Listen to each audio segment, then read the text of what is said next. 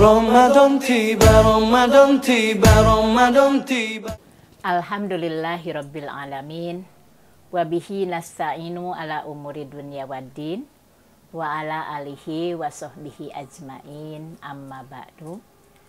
Alhamdulillah, pada hari ini kita masih diberikan kesehatan lahir dan batin, dan masih kita diberikan waktu untuk ada pada bulan Ramadan.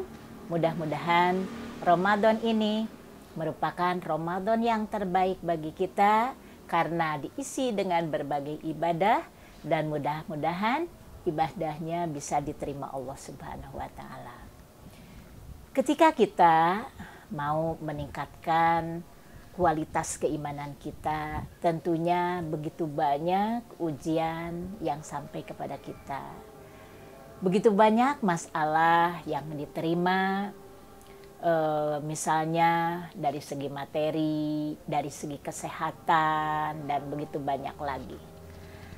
Allah memberikan keutamaan dan balasan bagi orang-orang yang sabar, terutama ketika mereka menghadapi ujian. Dan itu merupakan peningkatan kualitas keimanan kita. Seperti disampaikan, ahasiban nasu ayyutraku ayyaqulu amanna. Apakah kamu mengira bahwa kamu mengatakan kami iman, padahal belum diuji. Wahum la yuftanun, padahal belum diuji. Ujian itu bermacam-macam yang sampai kepada kita. Tapi tentunya ketika ujian sampai kepada diri kita, maka kita tidak menjadi putus asa dan justru dapat mengendalikan emosi. Janji Allah untuk orang yang sabar ada di dalam Quran, surat Ar-Ra'd ayat 22. A'udzubillahi minasyaitonirrajim. Walladzina sabaru ibtigo'a wajhi rabbihim. Ibtigo'a wajhi rabbihim. Jadi orang-orang yang sabar karena mengharap ridho Allah, ada pembuktiannya, yaitu wa aqamus sholata, dan orang-orang yang mendirikan sholat. Sholat yang benar sesuai dengan aturan Allah, sholat yang dilaksanakan dengan khusyuk, sholat yang berdampak dalam perilaku sehari-hari. Di dalam sholat ada kejujuran, di dalam sholat ada disiplin, dan disiplin itu bisa diterapkan dalam kehidupan sehari-hari. Dan kejujuran yang dilakukan di dalam sholat bisa dilakukan atau dibuktikan dalam perilaku sehari-hari. Seperti kita kalau melaksanakan sholat 4 rakaat ketika masih 3 rakaat, tapi kita sanksi. Apa 3, apa 4, apa 2. Nah, maka kita biasanya mencari atau yang terkecil, yaitu kalau 3 dan 2 berarti mencari yang 2. Berarti kan kita jujur terhadap diri sendiri ketika kita dalam melaksanakan sholat. Dan kejujuran itu dibuktikan dalam perilaku kesehari-hari.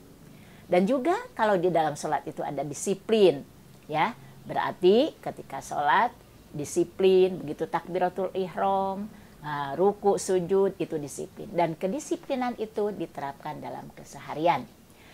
Dan juga di sini wa anfaqu mimma razaqnahum sirra wa alaniyah, dan orang-orang yang menafkahkan hartanya di jalan Allah tentunya dengan sirra wa alaniyah, baik secara sembunyi ataupun secara terang-terangan, bisa.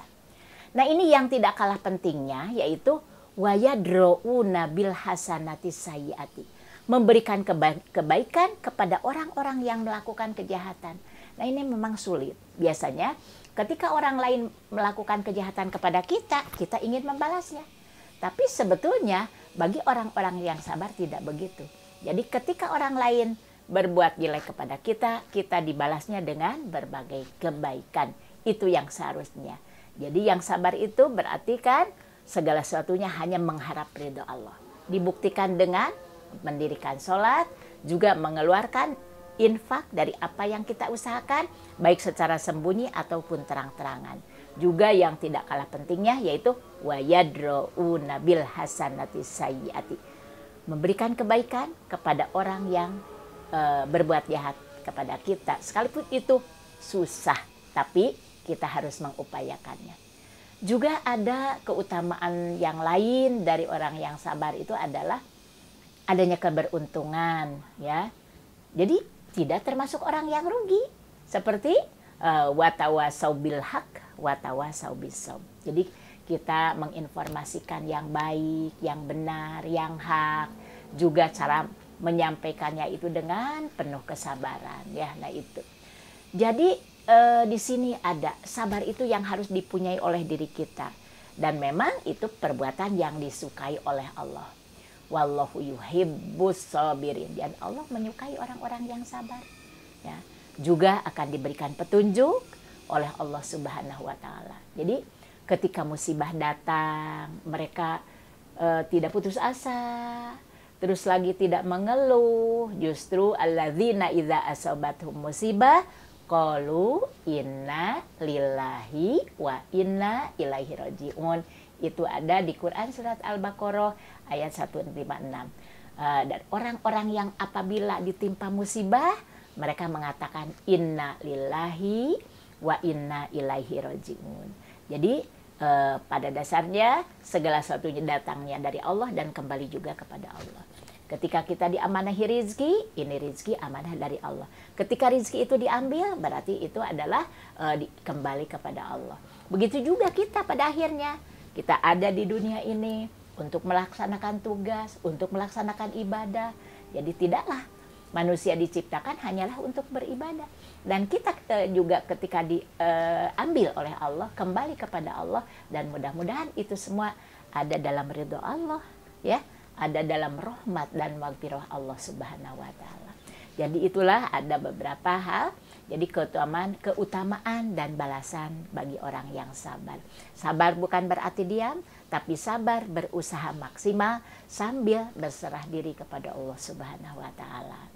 Hadirin, mudah-mudahan bermanfaat apa yang kita bahas hari ini, dan mudah-mudahan saum kita menjadi saum yang terbaik di hadapan Allah Subhanahu wa taala, dan tentunya mendapat balasan yang baik dari Allah Subhanahu wa taala. Itu saja yang bisa disampaikan. Aqulu qauli hadza wa astaghfirullah li wa lakum. Wassalamualaikum warahmatullahi wabarakatuh.